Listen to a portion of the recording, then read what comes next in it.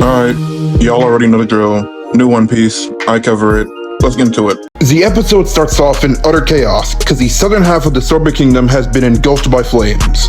Then we see Kuma running out of the rummage with his whole body on fire, but he saved an old lady, W. Kuma.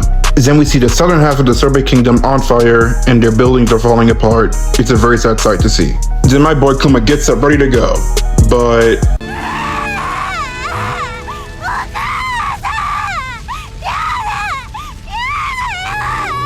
And with the cries of that one child, Kuma turns into that one nerd out song. Cause now, You know I can do this all day. then we cut to King Bakori, who should have been packed up by Dragon, but that's neither here or there. And he's standing out on his balcony, admiring his work. Man, get this guy out of here! And also pop that celestial meat out your mouth. Pause. And also, don't you dare throw shade at my ASL boys, or I swear to God, I will personally jump into the show and shove my boot up your ass! Anyways, then we cut to a bunch of the Sorbet Kingdom residents outside of Bakori's castle, cause, you know, they're decent people who actually care about the people of Sorbet. But then...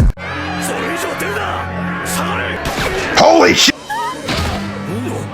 Hold up. Who the f is this, bro? So apparently Bakori told his men to shoot them down, because apparently it's for the greater good. Man, get this guy out of here! And as things are looking and seeming grim, we see Kuma and...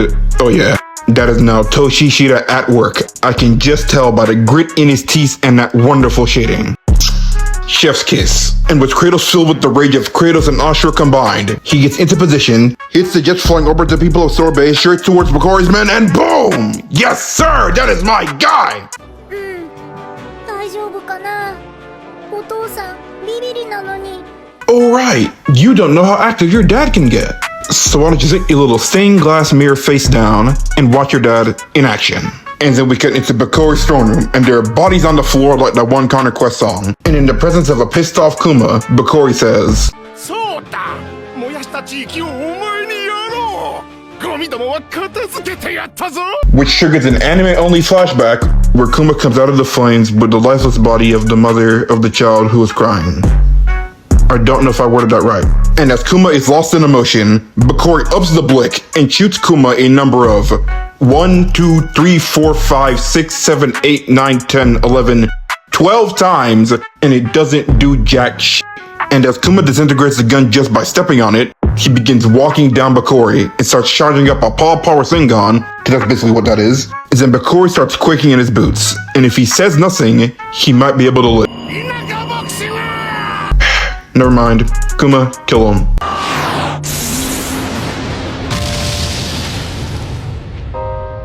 Damn. Just... damn.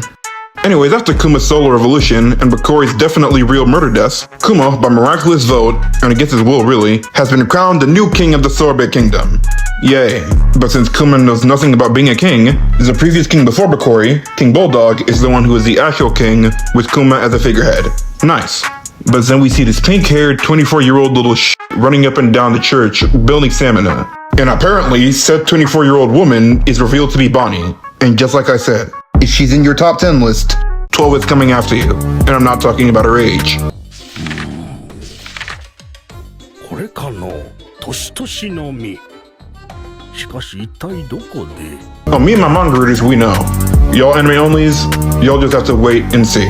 But anyways, Bonnie's an old woman now. No, she's not, because now we see the previous king of the Sorbet Kingdom, King Bulldog, and the former Queen Dowager, Connie, aka his mother. We know I was gonna say something about age, but then I remembered this is One Piece, so I have to let it slide, even though it makes absolutely no goddamn sense. But anyways, Kuma's in the news, and he's being framed to say that he burnt down a village and usurped the throne through violence like an absolute. And as a result, Kuma then tells Bonnie to be a good kid and listen to Bulldog and them, cause he's going out to go and handle business. And business, he did handle. Yo. If you like what you're watching and you want to see more of it, hit like and subscribe. Alright, I'm done. Now back to the video. Then we cut to Kuma sailing in a small boat as he gets surrounded by Navy ships and Bakori, who is still alive, don't know why. But anyways, run that Never been a man, one sad, one prone. Now I'm in a crash out, lash out zone. Told my girl, told my heart, told my soul. Now I'm in a crash out, lash out zone. They left her dead, only remnant of stone. Now I'm in a crash out, lash out, thrash out. Never in a stash out.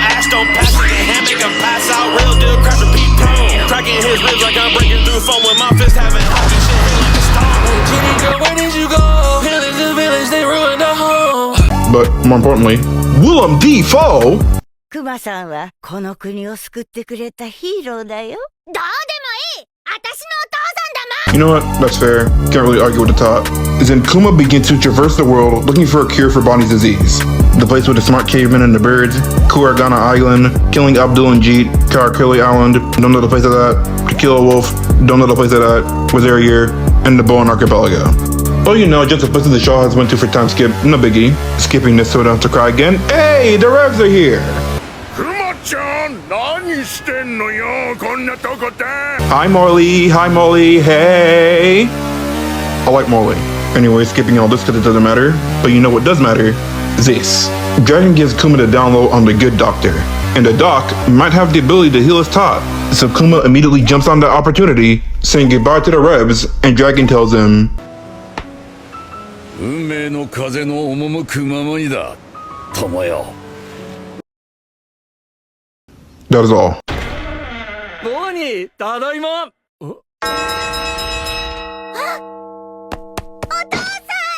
すごいじゃないか。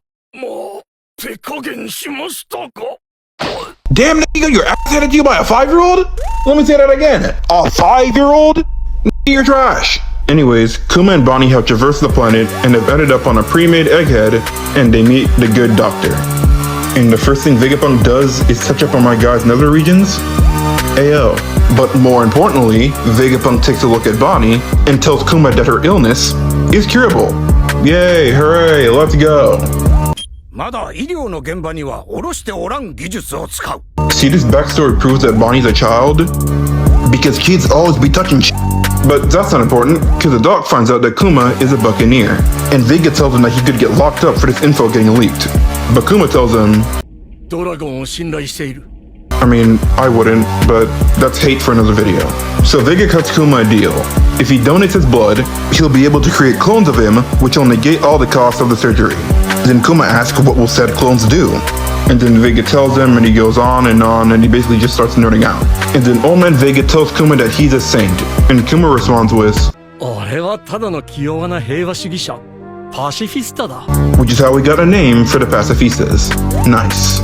But I have this strange feeling, even though everything is going great, something tells me that everything is gonna go wrong real quick. Oh, you. I don't like you. You made it to the end of the video.